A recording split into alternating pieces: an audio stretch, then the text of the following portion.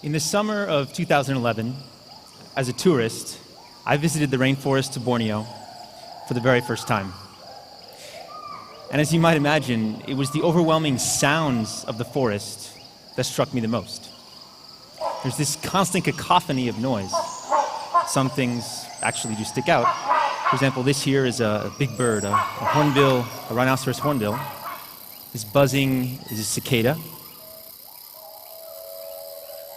This is a family of gibbons that's actually singing to each other over a great distance.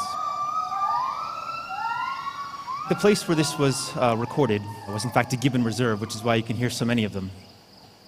But in fact, the most important noise that was coming out of the forest at that time was one that I didn't notice. And in fact, nobody there had actually noticed it. So as I said, this was a gibbon reserve. They spend most of their time rehabilitating gibbons, but they also have to spend a lot of their time protecting their area from illegal logging that takes place on the side. And so if we take the sound of the forest and we actually turn down the gibbons and the insects and the rest, in the background the entire time, in the recording that you heard, was the sound of a chainsaw at great distance. They had 3 full-time guards who were posted around this sanctuary, whose job was in fact to guard against illegal logging. And one day we went walking, as tourists, out into the forest, and within 5 minutes walk, we stumbled upon somebody who was just sawing a tree down, 5 minutes walk, a few hundred meters from the ranger station. They hadn't been able to hear the chainsaws, because as you heard, the forest is very, very loud. It struck me as quite unacceptable, right? That in this modern time, just a few hundred meters away from a ranger station, in a sanctuary, that in fact nobody could hear somebody when a chainsaw gets fired up. I mean, it sounds impossible. But in fact, it was quite true. So how do we stop illegal logging, right? It's really tempting as an engineer always to come up with a high-tech, super crazy high-tech solution. But in fact, you're in the rainforest. It has to be simple. It has to be scalable. And so in fact, what we also noticed over there was that everything we needed was already there. We could build a system that would allow us to stop this using what's already there. Who was there? What was already in the forest? Well, we had people. We had this group there that was dedicated, 3 full-time guards, that was dedicated to go and stop it. But they just needed to know what was happening out in the forest. The real surprise, this is the big one, is that there was connectivity out in the forest. There was cell phone service way out in the middle of nowhere. We're talking hundreds of kilometers from the nearest road. There's certainly no electricity, but they had very good cell phone service. These people in the towns were on Facebook all the time. They're surfing the web on their phones. And this sort of got me thinking that in fact it would be possible to use the sounds of the forest, pick up the sounds of chainsaws programmatically, because people can't hear them, and send an alert.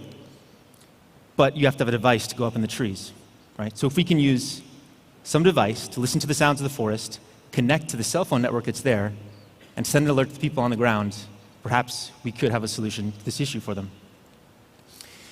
But in fact, let's take a moment to talk about saving the rainforest, because it's something that we've definitely all heard about forever. People in my generation have heard about saving the rainforest since we were kids, and it seems that the message has never changed. We got to change, we got to save the rainforest. It's super urgent. This many football fields have been destroyed yesterday, and yet here we are. Today, about half of the rainforest remains, and we have potentially more urgent problems like climate change. But in fact, this is a little-known fact that I didn't realize at the time. Deforestation accounts for more greenhouse gas than all of the world's planes, trains, cars, trucks, and ships combined. It's the second highest contributor to climate change. Also, according to Interpol, as much as 90% of the logging that takes place in the rainforest is illegal logging, right? Like the illegal logging that we saw. So if we can help people in the forest enforce the rules that are there, then in fact we could eat heavily into this 17% and potentially have a major impact in the short term. It might just be the cheapest, fastest way to fight climate change. And so here's the system that you imagine, right? It looks super high-tech. The moment a sound is heard, sound of a chainsaw is heard in the forest, device picks up the sound of the chainsaw, sends an alert through the standard GSM network that's already there to a ranger in the field who can in fact show up in real time and halt the logging. It's no more about going out and finding a tree that's been cut. It's not about seeing a tree from a satellite, an area that's been clear-cut. It's about real-time intervention, right? So I said it was the cheapest and fastest way to do it, but in fact, actually, as you saw, they weren't able to do it, so it may not be so cheap and fast. But if the device is in the trees, were actually cell phones, it could be pretty cheap. Cell phones are thrown away by the hundreds of millions every year. Hundreds of millions in the US alone, not counting the rest of the world, which of course we should do. But in fact, cell phones are great. They're full of sensors. They can listen to the sounds of the forest. We do have to protect them. We have to put them in this box that you see here. And we do have to power them. Powering them is one of the greater engineering challenges that we had to deal with, because powering a cell phone under a tree canopy, any sort of solar power under a tree canopy, was an as-yet unsolved problem. And that's this unique solar panel design that you see here, which in fact is built also from recycled byproducts of an industrial process. These are strips that are cut down. So this is me putting it all together in my parents' garage, actually. Thanks very much to them for allowing me to do that. And as you can see, this is a device up in a tree. What you can see from here, perhaps, is that they are pretty well obscured up in the tree canopy at a distance. That's important because although they are able to hear chainsaw noises up to 1 kilometer in the distance, allowing them to cover about 3 square kilometers, if this one were to take them, it would make the area unprotected. So, does it actually work?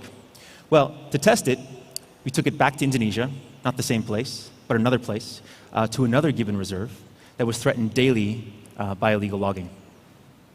On the very second day, it picked up illegal chainsaw noises. We were able to get a real-time alert. I got an email on my phone. Actually, we just climbed the tree. Everyone had just gotten back down. All these guys are smoking cigarettes. And then I get an email, and we all quiet down. And in fact, you can hear the chainsaw really, really faint in the background, but no one had noticed it until that moment. And so then we took off to actually stop these loggers. I was pretty nervous. This is the moment where we've actually arrived close to where the loggers are. This is the moment you can see where I'm actually regretting perhaps the entire endeavor. I'm not really sure what's on the other side of this hill. That guy is much braver than I am, Shenny. Okay, but he went, so I had to go walking up. And in fact, we made it over the hill and interrupted the loggers in the act. For them, it was such a surprise. They had never, ever been interrupted before, that it was such an impressive event for them that we've heard from our partners they have not been back since. They were, in fact, great guys. They showed us how the entire operation works. And what they really convinced us on the spot was that if you can show up in real time and stop people, it's enough of a deterrent, they won't come back. So, thank you.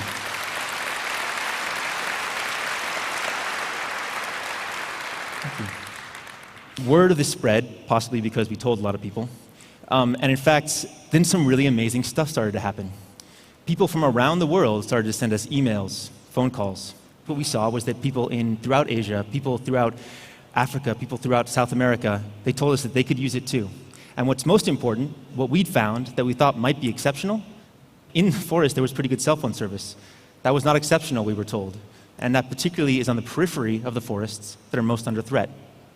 And then something really amazing happened, which was that people started sending us their own old cell phones. So in fact, what we have now is a system where we can use people on the ground, people who are already there, who can both improve and use the existing connectivity, and we're using old cell phones that are being sent to us with people around the world that want their phones to be doing something else in their afterlife, so to speak. And if the rest of the device can be completely recycled, then we believe it's an entirely upcycled device. So again, this didn't come because of any sort of high-tech solution. It just came from using what's already there. And I'm thoroughly convinced that if it's not phones, that there's always going to be enough there that you can build similar solutions that can be very effective in new contexts. Thank you very much.